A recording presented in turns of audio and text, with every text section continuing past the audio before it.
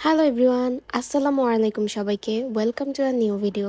আজকে খুবই ইজি এবং একটা হেলদি ইফতার বানাবো। তো চলো ভিডিওটা শুরু করা যাক। এটা সাদামাটা একটা রেসিপি হলেও খেতে খুবই টেস্টি। তো রেসিপিটির জন্য প্রথমেই লাগবে আমাদের চিড়া।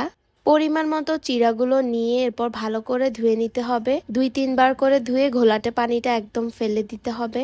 ভালো করে ধুয়ে নেবার পর অল্প একটু পানিতে 30 মিনিটের মতো এগুলো ভিজিয়ে রাখতে হবে যেন পানিগুলো সোক করে নেয়। আমরা সবাই মোটামুটি এটা জানি যে চিড়া আমাদের জন্য খুবই উপকারী একটা খাবার। সারাদিন রোজা রাখার পর আমাদের পেটকে এটা ঠান্ডা রাখে। এছাড়া চিড়া সহজেই হজম হয়।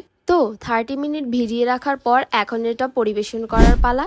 একটা বাটিতে সবগুলো চিড়াই আমি নিয়ে নিব যেগুলো ধুয়ে রেখেছিলাম। তারপর হালকা করে একটু লবণ অ্যাড করব, কারণ আমার সব খাবারে একটু লবণ দিতেই হয়। এতে করে আমার কাছে মনে হয় টেস্টটা আরো ভালো আসে।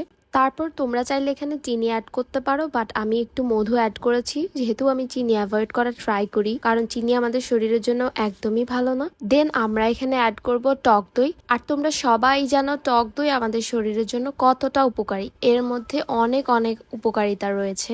টক দই আমাদের ওজন কমাতে সাহায্য করে, এছাড়া আমাদের হজম শক্তি বৃদ্ধি করে। তাছাড়াও এটা আমাদের রোগ প্রতিরোধ ক্ষমতাও বাড়ায় এবং এতে রয়েছে এমন উপাদান যেগুলো আমাদের হাড়, দাঁত এবং হার্টেরও অনেক বেশি উপকার করে। এছাড়া এটা আমাদের স্কিনের জন্য অনেক বেশি হেল্পফুল। দেন আমি এখানে 2টা বানানা কেটে নিয়েছি, সেগুলোই অ্যাড করে দিব। আর কলার উপকারিতা নিয়ে তো আলাদা করে কিছু বলারই নেই, কারণ যে কোনো ধরনের ফ্রুটই আমাদের শরীরের জন্য অনেক বেশি হেল্পফুল। বাই দ্য ওয়ে, কলা কিন্তু আমার মোস্ট ফেভারিট ফ্রুটগুলোর মধ্যে অন্যতম। ছোটবেলা আমি ভীষণ কলা পছন্দ করতাম আর এখনো করি। কলা, দুধ, ভাত এটা আমার অনেক প্রিয় একটা খাবার। তোমরা কারা কারা এই খাবারটা পছন্দ করো কমেন্টে কিন্তু আমাকে অবশ্যই জানাবা। দেন তোমরা চাইলে এখানে অনেক ধরনের বাদাম ইউজ করতে পারো অথবা সিডস ইউজ করতে পারো।